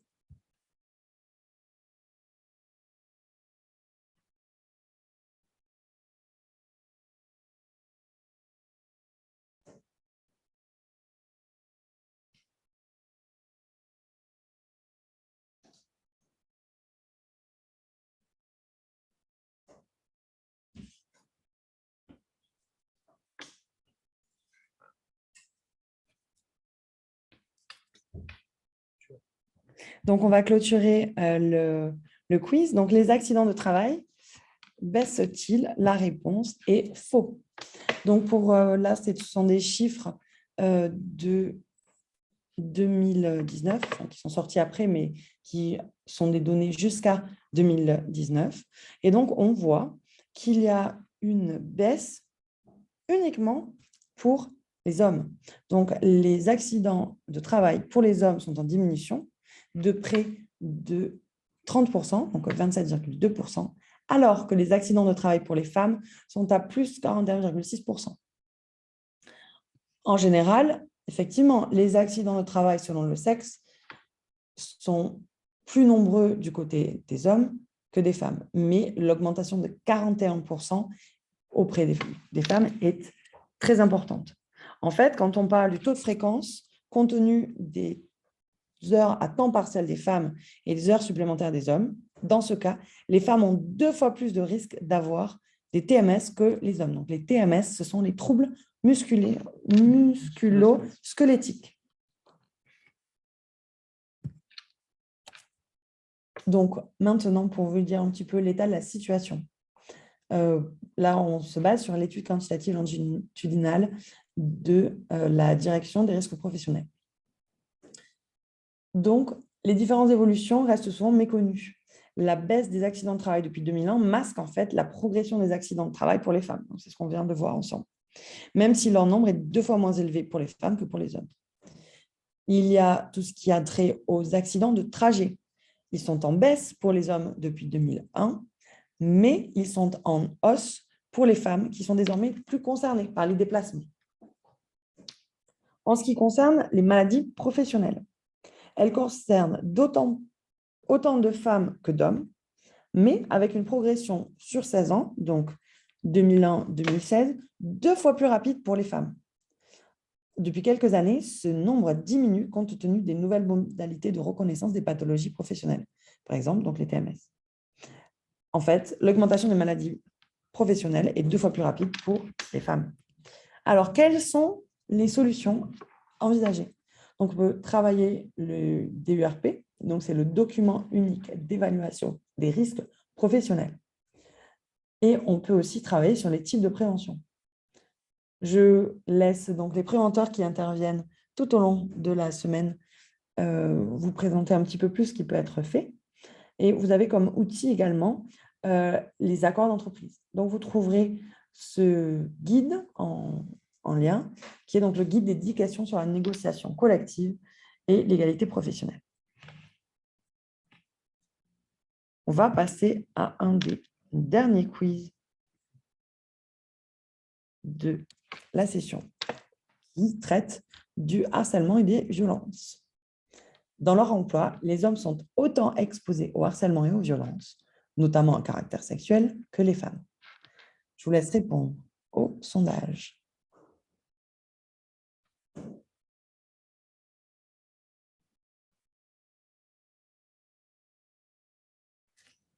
On a une réaction de Madame Bietta qui dit que, que même dans les mêmes métiers ou dans les mêmes activités, on peut avoir des différences au niveau des risques physiques, parce que par exemple, dans le nettoyage, les femmes passent plus souvent la serpillière et les hommes utilisent plus de machines. Alors, je ne sais pas si toi, tu as des chiffres. Alors, sur le service à la personne, j'ai moins de chiffres, mais effectivement, après, il y a plus de femmes, notamment dans les métiers d'entretien, à La Réunion notamment, c'est ce qu'on a vu tout à l'heure sur les tableaux. Et effectivement, les pratiques peuvent différer et du coup impliquer des risques différenciés. C'est pour ça qu'on peut travailler en fait un DURP différencié avec les conditions pour les femmes et les conditions pour les hommes. Et encore une fois, on joue encore sur les stéréotypes. Dire une machine, dans le secteur de l'entretien, une femme est tout aussi capable qu'un homme d'utiliser les machines. Maintenant, il faut la formation adéquate et que les conditions soient réunies pour le faire. Et c'est valable autant pour les hommes que pour les femmes. C'est juste que parfois, on est encore sur des stéréotypes. Alors, il se fait que, en fait, en ce qui concerne l'utilisation de machines, effectivement, en général, donc je n'ai pas mis les statistiques aujourd'hui dessus, sur cette présentation, mais effectivement, les femmes ont moins l'usage des machines, des outils. C'est un fait. Les femmes vont moins les utiliser et ça dure depuis très longtemps. Et donc, elles peuvent être moins amenées à utiliser. Il peut y avoir à nouveau des freins internes ou externes à leur utilisation d'outils, ce qui pourrait expliquer effectivement le commentaire aussi de Madame Billetta. Néanmoins, même dans l'industrie, comme tu parlais tout à l'heure, je me permets de réagir un petit peu à chaud, du document unique d'évaluation des risques professionnels, dans les critères de prévention, on dit quand même que généralement, il faut essayer de suivre l'évolution de la technologie, etc. Et du coup, de faire en sorte que la machine soit le moins à risque possible. Donc, que ce soit pour un homme ou pour une femme, donc, si on sait qu'il y a des machines qui existent et qui nécessitent moins l'usage de la force ou ce genre de choses, l'idée, c'est plutôt de les mettre en œuvre, de les mettre en place, ce qui facilite aussi l'utilisation de la machine, que ce soit par un homme ou par une femme. Merci Loïc de ce commentaire à chaud. On va revenir sur le sondage. Donc, vous avez été à 89% des participants à dire que les hommes ne sont pas autant exposés au harcèlement et aux violences, notamment en caractère sexuel, que les femmes. Donc, qu'en est-il dans la réalité? Effectivement, c'est faux. En 2016, 31% des femmes déclarent être victimes d'au moins un comportement hostile au travail au cours des 12 derniers mois. C'est le cas de 28% des hommes. Les femmes déclarent notamment plus souvent de comportements méprisants et des atteintes dégradantes que leurs collègues masculins.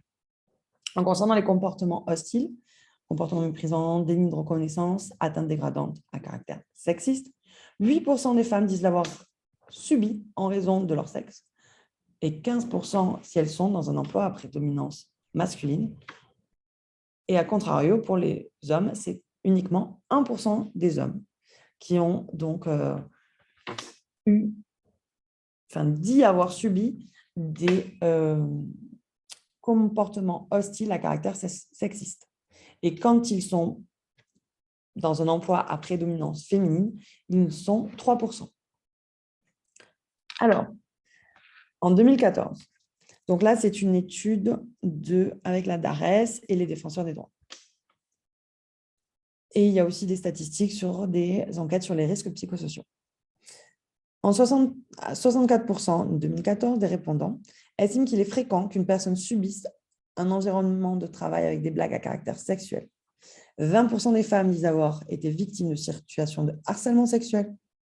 70% des cas de harcèlement sexuel au travail ne sont pas dénoncés. Et 5% uniquement déposent plainte. Pour avoir un petit peu des statistiques quant à ce sujet. On va en parler plus précisément, mais du coup, effectivement, on peut voir que les femmes et les hommes ne sont pas confrontés aux mêmes situations de travail, n'ont pas les mêmes effets sur leur santé. En ce qui concerne le sexisme, l'environnement de travail et tout ce qui est lié au harcèlement et aux violences sexistes et sexuelles au travail, donc les VSST. Une des solutions est bien sûr la sensibilisation.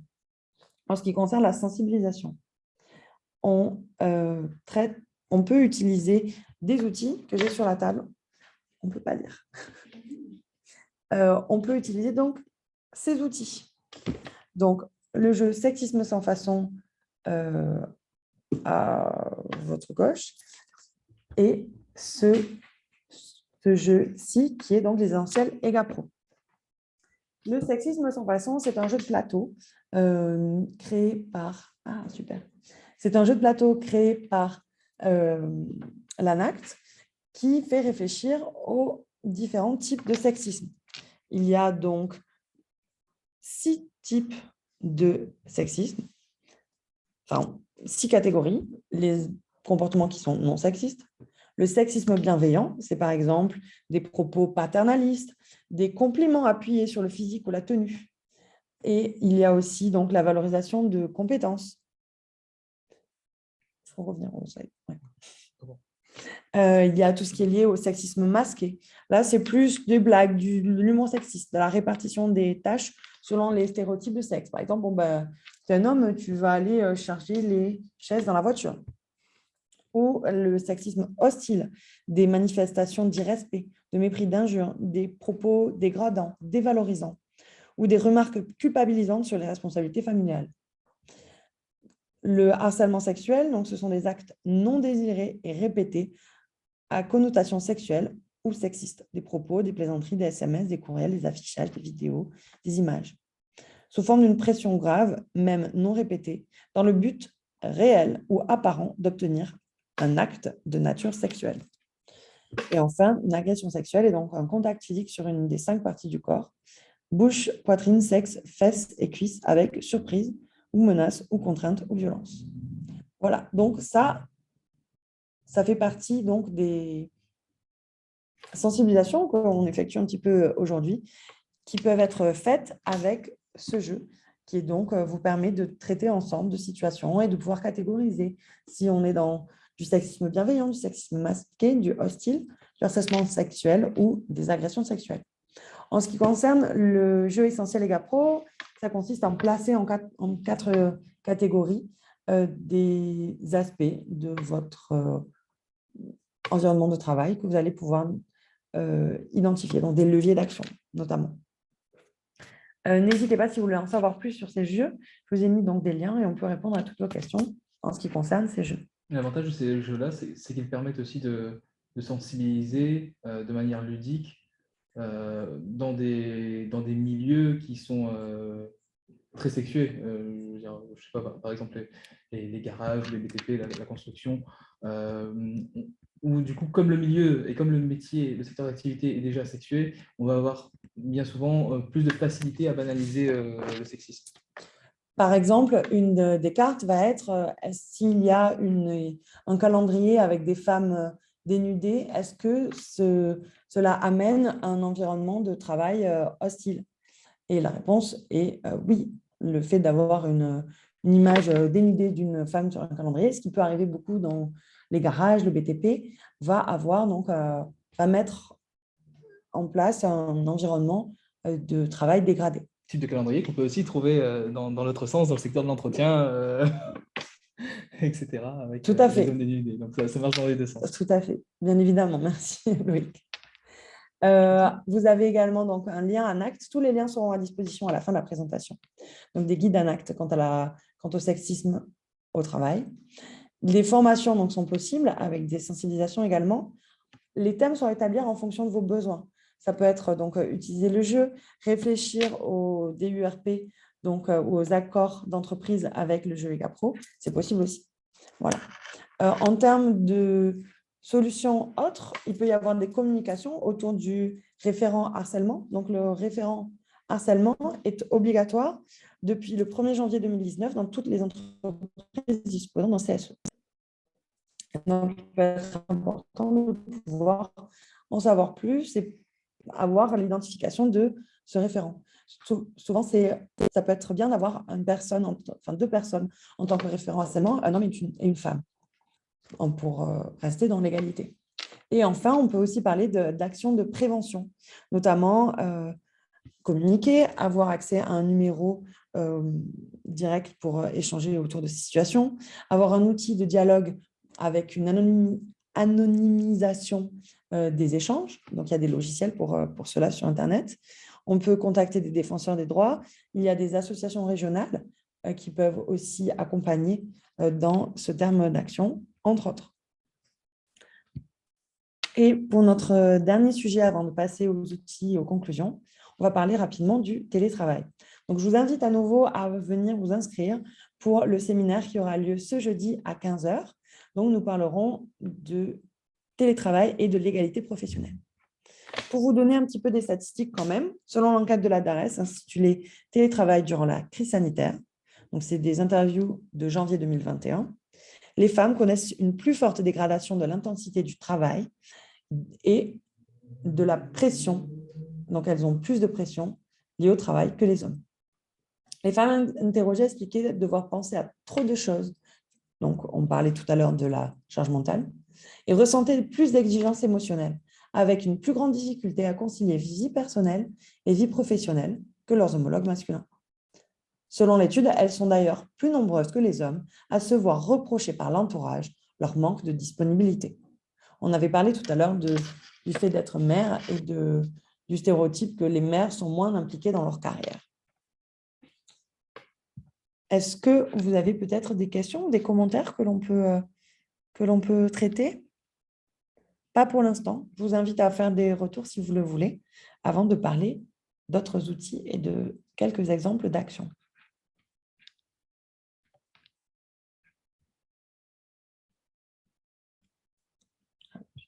On va continuer.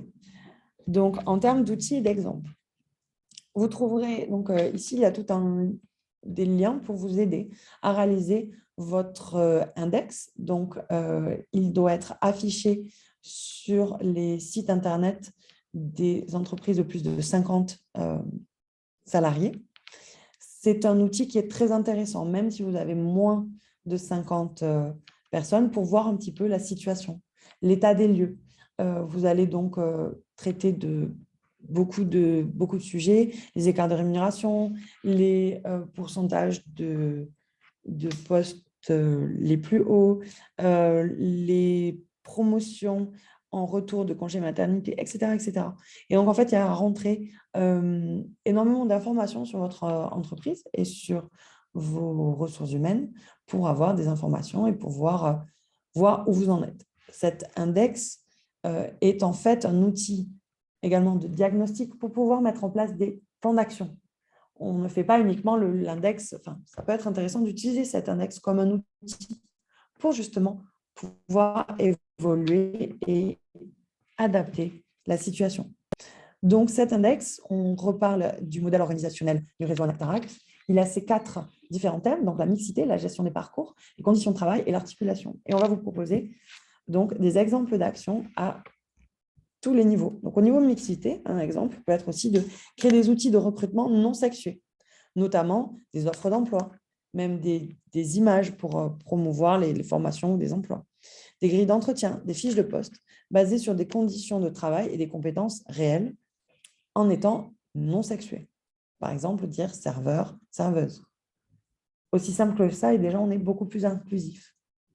En ce qui concerne le parcours et la rémunération, il peut être important et primordial de donner un accès égal et d'encourager la formation continue. Ça peut être également donc, les formations en interne pour passer horizontalement ou verticalement à un autre poste. En termes de conditions de travail, vous pouvez donc mettre en place des actions de prévention, notamment en matière de harcèlement sexuel, agissement sexiste, dont on parlait tout à l'heure. Pour les articulations des temps, vous pouvez développer des mesures relatives à l'organisation du temps, des horaires de réunion, et, en ce qui concerne les horaires de réunion, et le droit à la déconnexion. Tout cela pour favoriser la mixité. On peut agir de la formation, organiser sa politique de rémunération, créer des conditions de travail favorables à l'égalité et surtout mettre l'égalité au cœur de la culture d'entreprise. Là, vous avez donc les pronostics d'impact, qui a été un exercice fait par l'ANACT. Donc, quels sont vos freins et vos opportunités pour les projets d'égalité? Vous en avez certains. Donc, en termes d'opportunités, on peut parler de nouveaux métiers qui apparaissent. Ça peut être une opportunité pour développer la mixité. Mais le frein pourrait être que la mixité et la diversité sociale ne sont pas toujours au rendez-vous dans cette entreprise. Et les fiches de poste ne sont pas encore créées pour les nouveaux métiers. Donc, il y a un risque d'automatisation sur certains de ces postes. En termes de conditions de travail et de santé au travail, une opportunité peut être de dire que les outils numériques ouvrent des possibilités en termes d'amélioration des conditions de travail. Tout ça, on en parlera donc jeudi. Un frein peut être de dire que les temps de prise de commande sont fortement optimisés et que les salariés ressentent une défiance et une intrusion par l'intermédiaire de certains outils de reporting. Ensuite, en termes de parcours, Donc, il peut y avoir donc, une évolution des parcours en interne, mais il peut y avoir des demandes de compétences numériques qui peuvent être limitantes pour certains seniors ou certaines femmes. On a dit que les femmes avaient moins accès à une utilisation du numérique. En termes d'articulation des temps, il y a aussi donc, des opportunités et des freins. Donc, des pistes d'action pourraient être donc, de développer les partenariats avec des écoles ou des organismes de formation pour communiquer sur les nouveaux métiers, notamment liés au numérique, anticiper des parcours, former des salariés avec des modalités pédagogiques adaptées, anticiper les risques professionnels potentiels liés à des nouveaux métiers, définir des chartes d'usage d'éthique et un droit à la déconnexion, travailler sur les classifications et les fiches de poste dans le cadre d'espaces de discussion, ou mener une réflexion sur le télétravail et les activités de télétravailleurs. Pour finir, je vais vous parler donc des conclusions et des ressources. En fait, l'objectif est donc de créer des entreprises inclusives et égalitaires pour une meilleure progression. Il n'y a pas de solution univoque. Il est important de mettre en place en fait un écosystème global. On peut agir au niveau de 5 axes principaux. Donc, tout ce qui est l'engagement de la direction, on a parlé des accords d'entreprise. La transparence et le suivi des indicateurs, donc on a parlé de l'index EGAPRO. Le développement du leadership féminin, on a parlé de formation. Il peut y avoir aussi du coaching, du sponsoring, du mentorat, des réseaux féminins. On peut appuyer également sur des infrastructures qui favorisent la diversité, avec de la flexibilité de l'emploi du temps, une politique de congé prolongé et une politique de retour à l'emploi, dont on a parlé tout à l'heure. Enfin, on peut aussi traiter de la mise en place de process et de mentalités inclusives, avec des formations au biais inclusif, la mise en place de modes de recrutement, de promotion et d'évaluation qui débusquent ces biais. Ce qui peut être important à savoir, c'est qu'en fait, 62% des employés ne savent pas comment agir sur cette diversité. Et donc, cette sensibilisation, comme nous faisons aujourd'hui, avec un partage et une réflexion, peuvent en fait vous aider à agir sur cette diversité. Pourront vous aider également à agir les ressources du réseau ANACT ARACT. Une quasi-totalité de ces ressources sont gratuites, donc nous ne sommes pas là afin de vendre vraiment quelque chose. Le but est de pouvoir vous permettre d'accéder à ces ressources et d'en profiter à titre gratuit pour quasiment la totalité. Donc, vous avez un quiz qui est en partie ce que nous avons fait aujourd'hui. Il y a donc le jeu égalité professionnelle. Vous avez donc le lien sur le PowerPoint. Des dossiers de veille par rapport aux agissements sexistes et au harcèlement sexuel. Des vidéos quant à la démarche égalité professionnelle et QVT. Il y a aussi donc un guide du sexisme sans façon qui vous explique un petit peu ce que je vous disais tout à l'heure sur les différents types de sexisme. Il y a donc ce jeu-ci, le sexisme sans façon. N'hésitez pas à nous envoyer des mails, à nous contacter pour en savoir plus. Et pour les personnes qui sont à la Réunion, vous pouvez utiliser donc l'étude sur les femmes en 2020 faite par le Pôle emploi. Comme autre ressource, il y a des ressources plus sur le sexisme, avec différents outils, des fiches outils qui sont sur le site de l'ANACT. Donc, moi je suis Elsa Campos, je suis chargée de mission et notamment sur le dossier de l'égalité professionnelle. Loïc, je te laisse te représenter. Et donc, je suis Loïc Dontier, chargé de mission et ergonome à la RACT Réunion.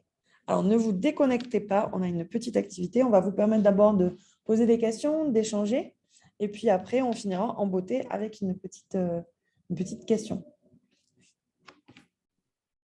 Merci en tout cas pour cette présentation, Elsa et Loïc. Donc, place aux échanges et après, on clôturera. Donc, après 2 heures de webinaire, bravo d'avoir transmis toutes ces informations. C'était dense.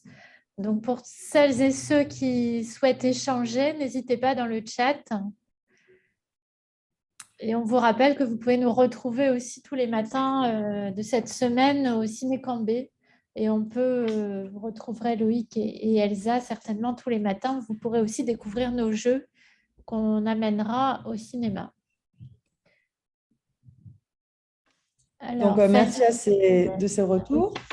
Donc, notre chargé de mission transfert et communication, qui donc est le chef d'orchestre de cette SQVT. Nous sommes pleins de gratitude pour tout le travail qu'elle nous apporte. Là, vous ne la voyez pas, mais elle est très importante. Enfin, elle a fait un travail énorme. Donc, merci beaucoup à Fanny. Elle vous a mis dans la discussion le lien vers le questionnaire de satisfaction, si vous voulez bien le remplir. Ce serait extrêmement apprécié. Vous retrouverez le lien aussi à la fin, toute fin de la présentation. Pourrez-vous nous transmettre la présentation? Alors, il y aura un replay de cette action et en ce qui concerne la présentation pure et dure, on revient vers vous. N'hésitez pas à nous envoyer, donc, Madame Moreau, votre adresse mail et on reviendra vers vous pour voir dans quelles conditions on peut vous l'envoyer. On va les mettre en lien sur notre site internet. Je pense que ce sera le plus simple parce qu'elle est assez lourde. Elle aura du mal à passer par mail. Oui, c'est vrai que la plupart des participants sont des participantes. Oui. Tout à fait. Une belle remarque. Donc, on vous laisse encore proposer, voilà, réagir avec vos questions, vos remarques, vos témoignages. Et donc, merci, Madame Moreau, il n'y a pas de souci, on transmettra, pourra vous permettre d'accéder à ces documents. Donc, pour l'instant, il n'y a pas de réponse. Il y a des nouvelles questions ou échanges ou remarques, n'hésitez pas. Et je vous propose de passer à la petite ouverture de fin. Alors, je vous propose d'écrire un adjectif qui, pour vous, représente ce que pourraient être les entreprises égalitaires du futur. Donc, vous pouvez écrire dans le chat. Donc, donner un adjectif quant à ce que devraient être les entreprises égalitaires du futur pour vous. Donc, n'hésitez pas à écrire.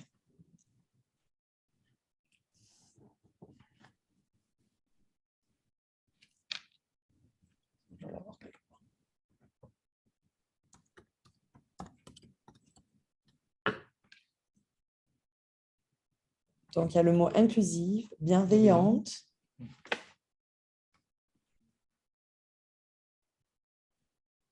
Il n'y a pas de fausse réponse.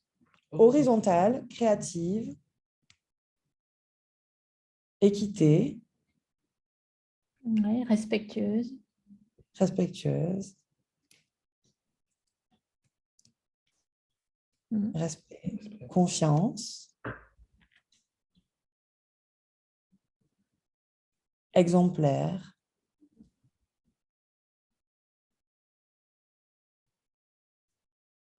Donc, on laisse encore peut-être quelques personnes réfléchir et proposer leurs mots avant les dernières slides.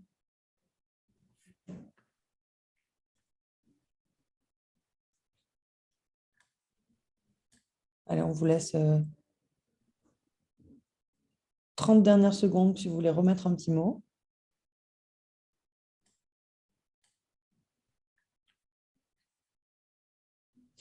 Et donc, on va passer à une dernière slide avec du contenu lié au webinaire. Donc, en fait, là, vous avez 10 adjectifs qui ont été donnés par les personnes qui ont répondu à l'enquête McKinsey de 2017. Donc, il y avait non-orthodoxe. Donc, c'était en anglais. Hein, donc, il y a des mots qui sont des anglicismes. Donc, non-orthodoxe, donc avec le fait de prendre en compte les besoins de tous, pas seulement des groupes dominants. Polymorphe, pour permettre une diversité de modes de leadership. Empowered, c'est le fait de donner de se sentir assez en confiance pour participer. Et, voilà, c'est un mot un peu compliqué à traduire. Donc, c'est où chacun a la possibilité de forger le futur. Multifacette, qui reflète la société dans son ensemble et dans sa diversité de religions, de culture et d'origine. Méritocratique et juste, où chacun se sent traité de manière égalitaire, sans biais. Bienveillante, avec un environnement non violent, non hiérarchique et sans peur. Respectueuse, où les femmes sont considérées comme égales et où chacun et chacune peut s'exprimer. Équilibrée, qui permet l'équilibre vie pro-vie privée et qui comprend que l'efficacité n'est pas liée au temps de présence sur le lieu de travail. Global et agile, connecté et flexible, et inventive, avec un ou une PDG, donc président, directeur général, visionnaire, entouré de millénials, audacieux et créatifs. Bon, ça, c'est de la citation. Donc, sur ce, nous vous remercions tous de votre présence. Nous vous invitons, si vous voulez, à aller plus loin. Donc, vous pouvez, si vous avez des ressources à partager, il y en a beaucoup qui ont été partagées par Madame Guiletta. Merci beaucoup. On pourra donc vous mettre un peu plus de ressources. Vous pouvez noter des commentaires. Oui, effectivement, la phrase, c'est une citation. Je vois le message de Madame Guiletta. C'est une citation de l'étude. Moi, je suis d'accord que quand on parle d'égalité professionnelle, là, on a parlé d'égalité homme-femme, mais il y a aussi tout ce qui est lié à l'âge. Et il est très important de pouvoir justement bénéficier de cette diversité et de tout ce que les différentes générations et chaque individu peut apporter au monde de l'entreprise ou au monde du public, bien sûr, évidemment. Donc, on vous propose de noter, de commenter ce webinaire et n'hésitez pas à consulter les prochains webinaires.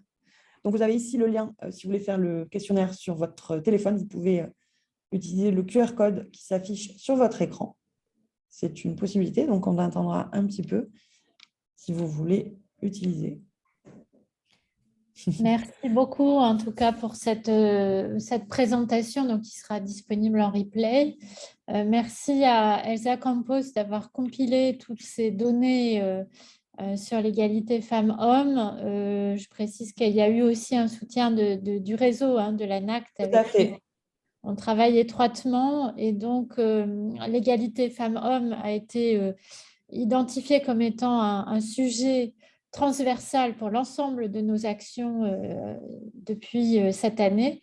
Et donc, vous nous reverrez souvent avec cette thématique incluse sur tous les sujets qu'on vous proposera.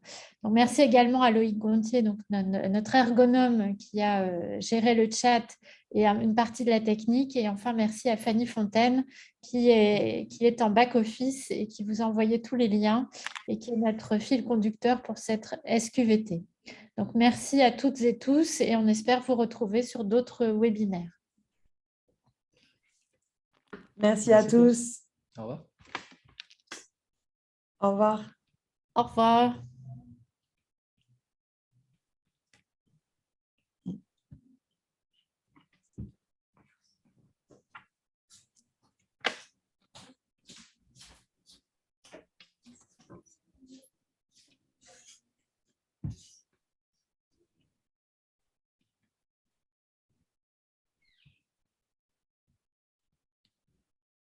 Alors, attends, c'est qui doit fermer? C'est moi qui dois fermer. Il avait dit qu'il fallait faire un truc de rapport. Pas encore. Pas encore. Là. Stop.